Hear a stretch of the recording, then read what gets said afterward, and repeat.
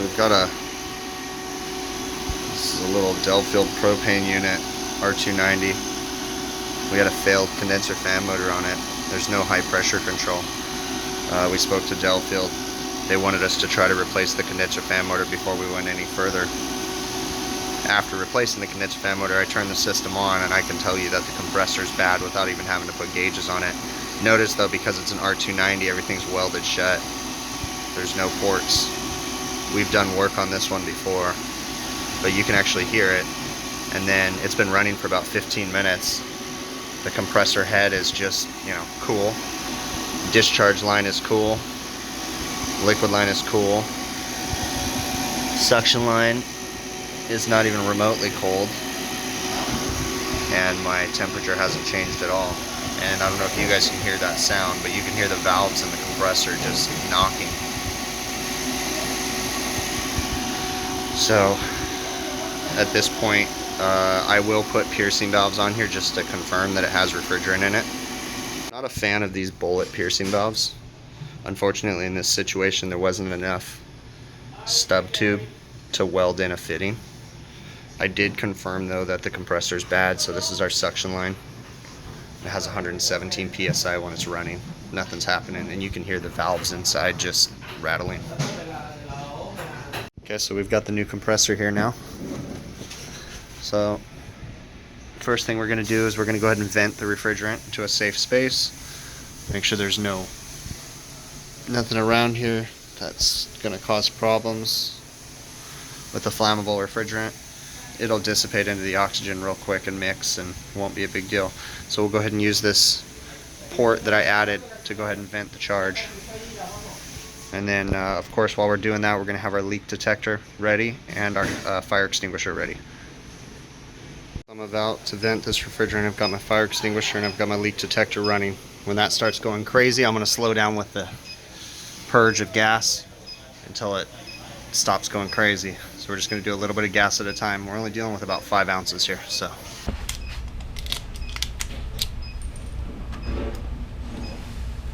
Very important, I'm going to take the solenoid magnet, place it on the solenoid coil.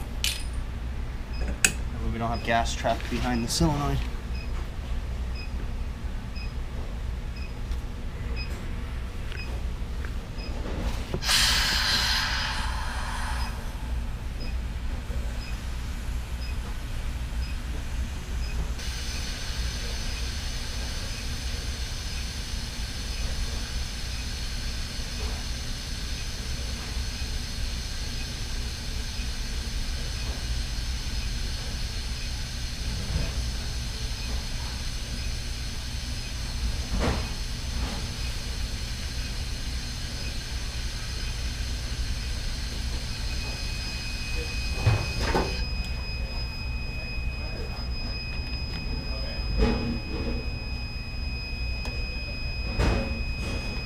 My leak detector went off, so I turned off the discharge of the gas.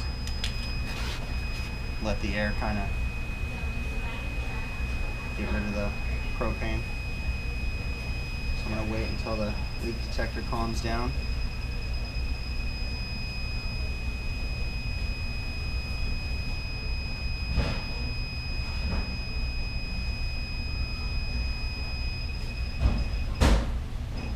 Okay.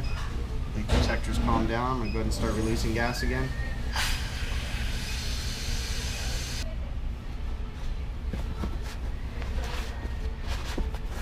Okay, so now the system's out of refrigerant. No refrigerant coming out.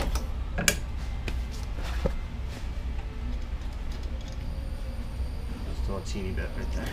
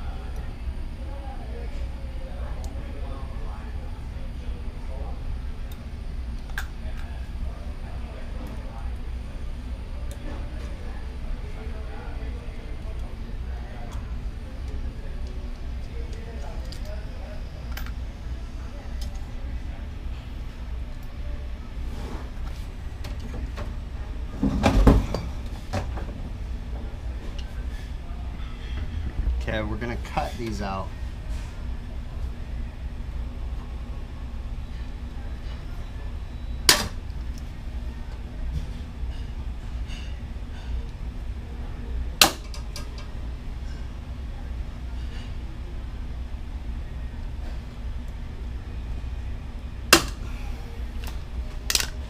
If at all possible, instead of unbrazing them.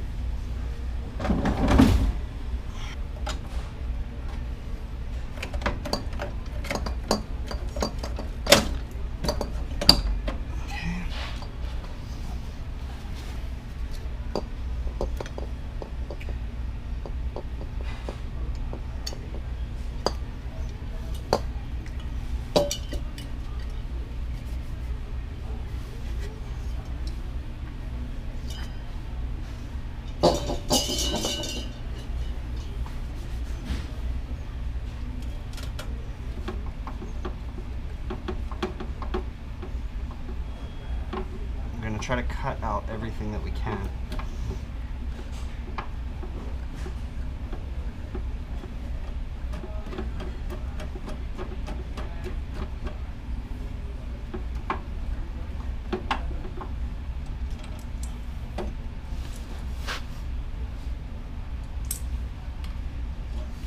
Unfortunately, that part's not going to be able to be cut out because the other piece is in the way. Okay, I got a wet towel just in case. Fire extinguisher's right above my head. I'm gonna get this dryer pulled off. Well, normally I would say to purge nitrogen through here before we start brazing. We've got two things going for us. Number one, there's no compressor left for the oil to boil out of. Number two, there's not even any service ports on this system, so there's really no point in doing that right now. You do want to watch out for flare-ups.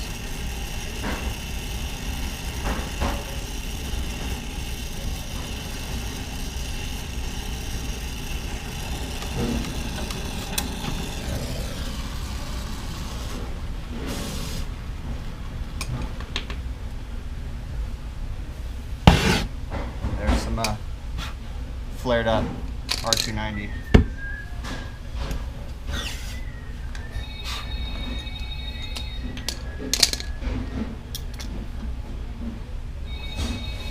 So it does show you that it still is dangerous even though you don't see anything there. That's why you want to have a fire extinguisher available. Just in case. Nobody wants to get hurt.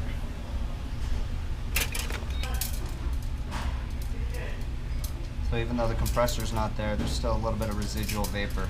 That's what this solenoid magnet is doing, is allowing that vapor to escape from the system.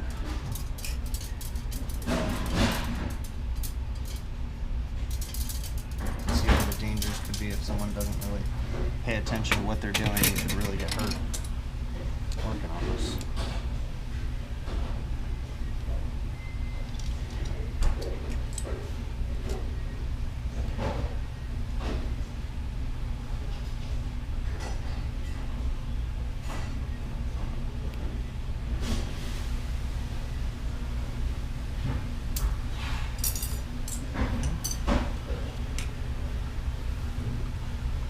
This guy's going to go on there just like that.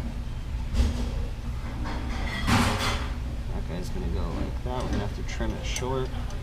That's going to be our process stub tube.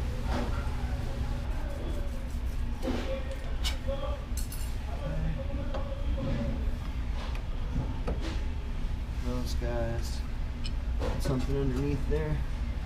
So I can get those brazed in real quick. So I have done a repair on this box before.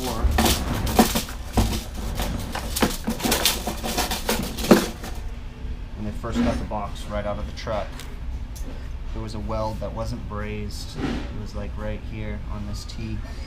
And I had to put a new, if I remember right, I think that's what I had to do here.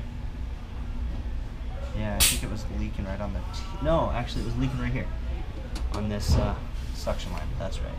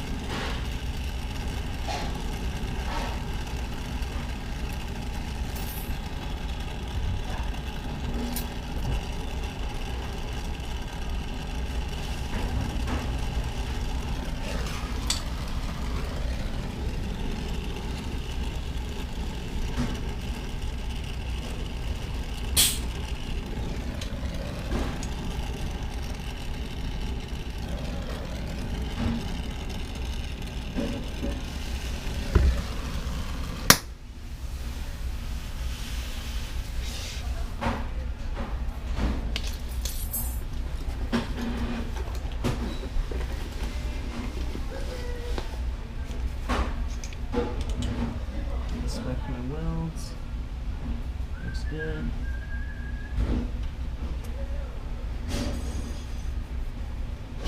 Looks good. Okay. Now this guy we're not going to braze in until we get the compressor in there.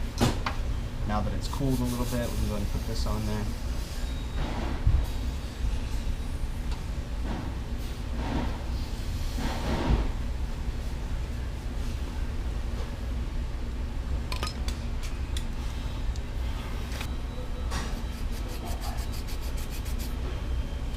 If I was doing a weld, like a leak repair without changing the compressor, then I would definitely purge the system with that solenoid magnet on there and blast nitrogen, and then put it on the other solenoid valve and blast them all a bunch of times to make sure I get all the residuals out. But unfortunately, because I have the compressor out, I have so many open points, it's almost impossible to purge this thing right now. I mean, there is ways, but it's just not really worth it for as small as the system is. I'm being cautious and careful as I'm working on it, so we're good. Okay. Sand up before I put the plugs out. That way nothing falls in.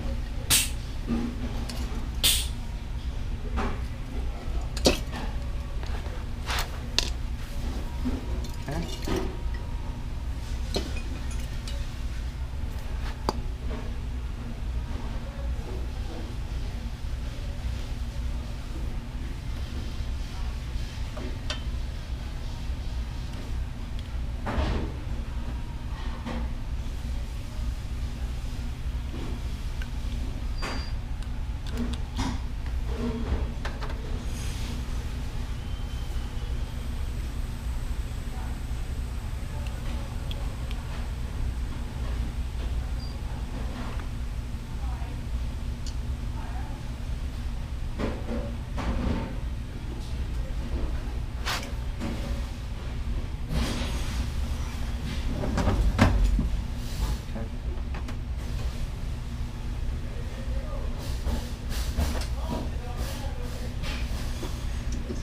Hot. That one's in.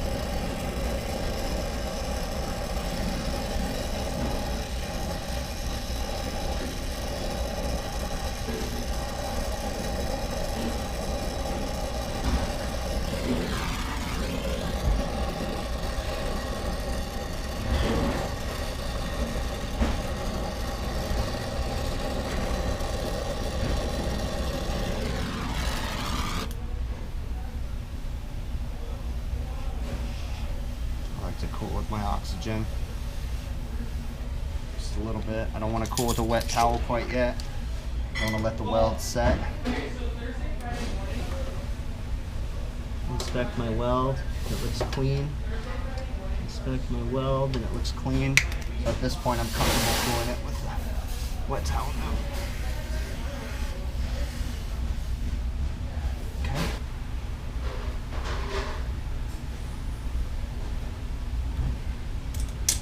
Okay. That guy will go there and get a stub fitting added to it. This guy will go there and also get a stub fitting added to it. They'll both be right about there.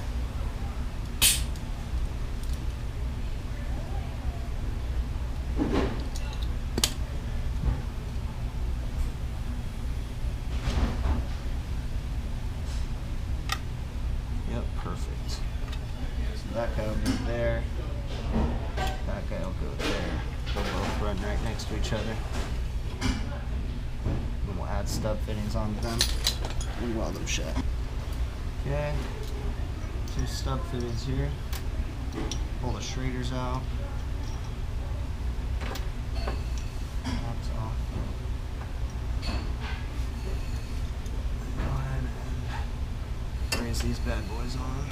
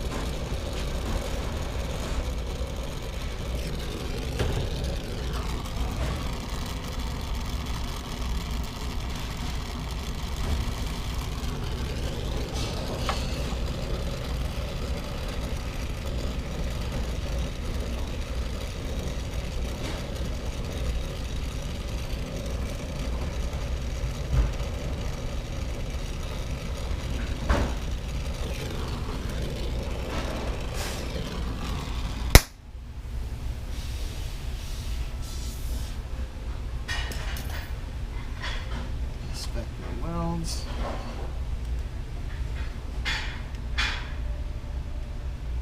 Good. Good.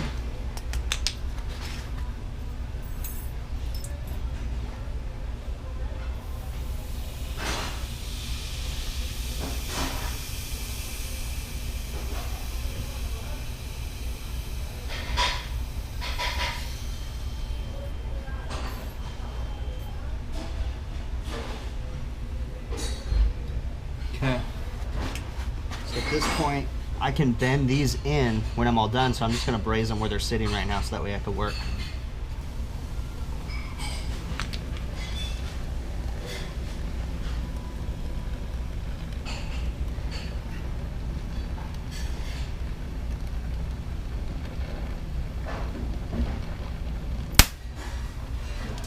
A little too close.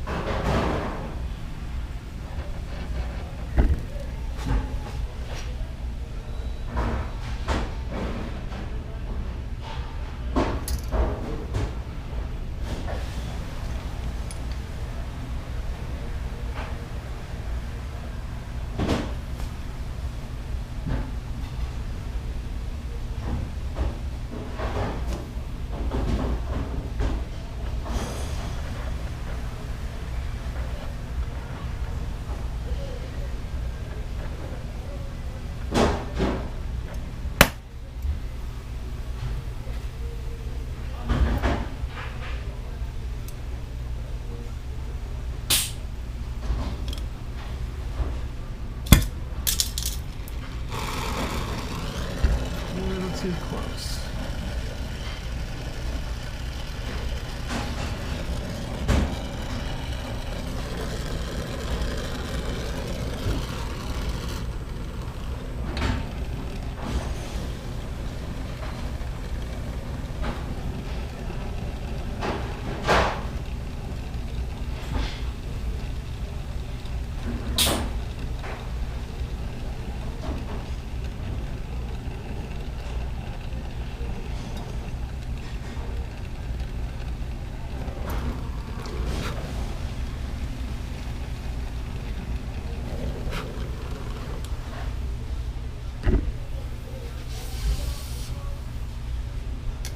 Inspect those guys real quick.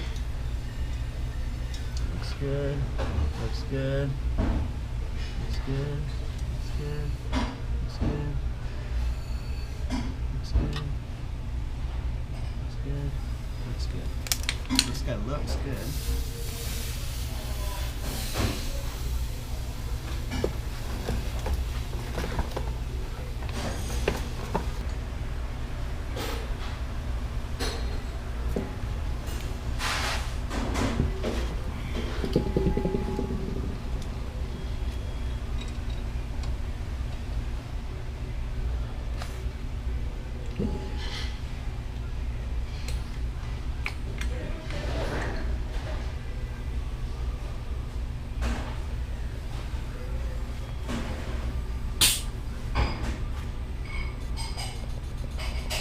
Purging it with nitrogen now.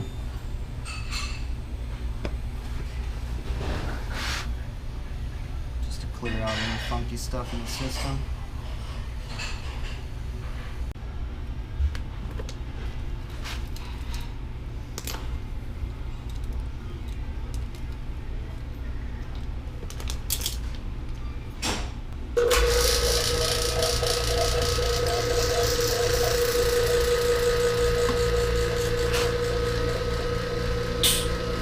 Process of vacuuming it down now.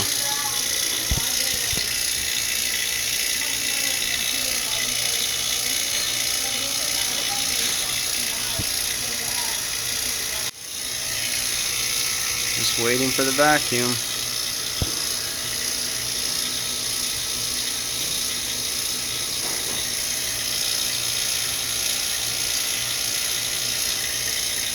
In my experience, this becomes difficult because this can only holds 14 ounces. If you've ever used any of it before, it has less, and that's not enough volume, and it usually doesn't have enough pressure to get all the refrigerant into the system. And this stuff is really expensive. So the easiest way that I found to solve this problem is to submerge the can in warm water, not boiling hot water. Put it in boiling hot water, you're going to exceed the safety temperature of the tank. Says do not store at above 120 degrees. So you do not want it in boiling water because you can, make this get too high of a pressure in it.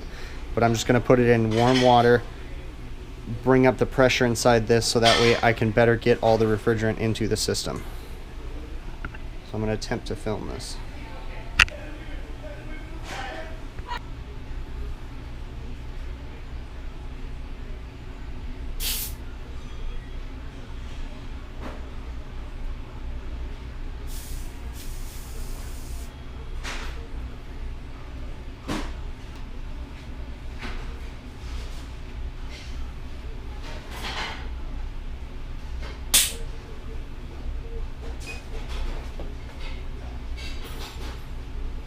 We're going for 150 grams.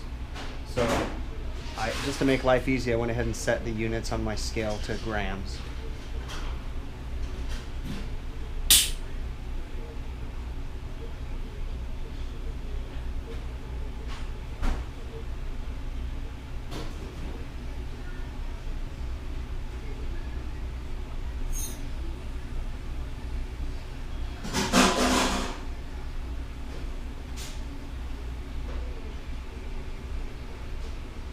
Okay, so I stopped it at 100 kilograms or grams because it wouldn't take anymore. So I'm gonna go ahead and switch over the hose to the low side and turn the system on.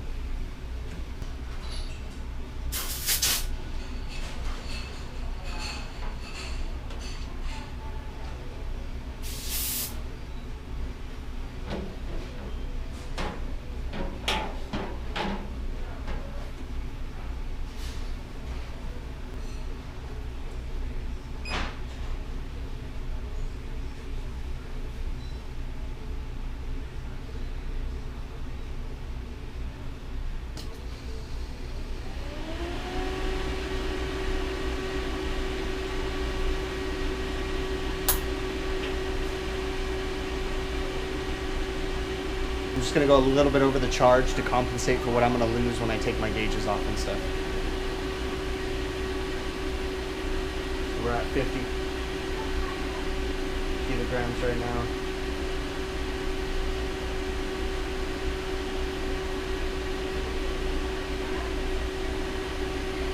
Okay, that's our charge. Just to be safe, I'm going to turn everything off when I take the ports off. Okay, now's the time. We got to cut off the access ports.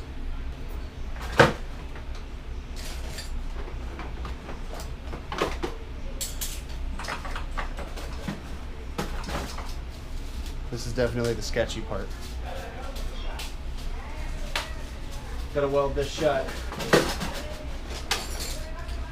Well, it has pressure in it. Definitely not my favorite thing to do.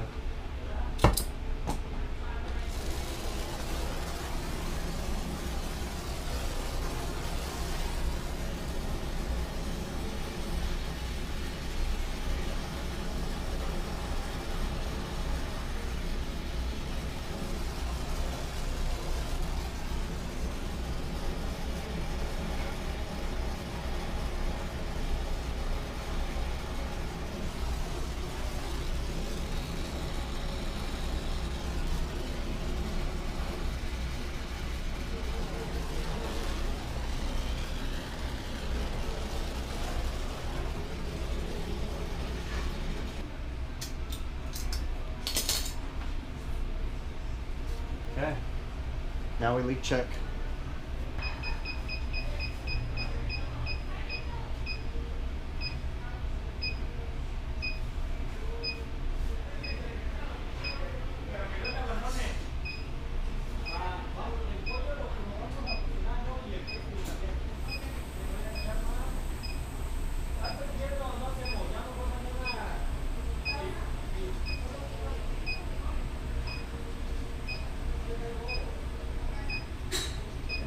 Okay. And this is how we're going to leave it. With those ends like that, it's going to work. Turn the power on, plug it back in, and watch it come down to temp. And that's it. We're all done with this bad boy. Put all the panels back on. Alright, so that was how we change a compressor on an R-290 cooler. You know, one of the things I want to stress is being safe. Having wet towels, having a fire extinguisher, paying attention to what you're doing. I think the most dangerous part of that job is when we have to cut the service fittings off, use the pinch off tool and weld, because we've got R-290 on the other side of that pinch off tool, and potentially we could have a problem there. But other than that, you know, there really isn't a whole lot that's too difficult about working on those things. If I wasn't changing a compressor, if I didn't have all those lines cut open, I would say it's very important for safety reasons to make sure that we purge the system with nitrogen before we start to braze. Like, let's say for instance on that exact box, like I had mentioned in the video, from the factory, that thing came off of the pallet, it didn't have any gas in it. And I had to find a leak on a weld that they missed. Now in that instance, I purged that system with nitrogen before I brazed on it to make sure.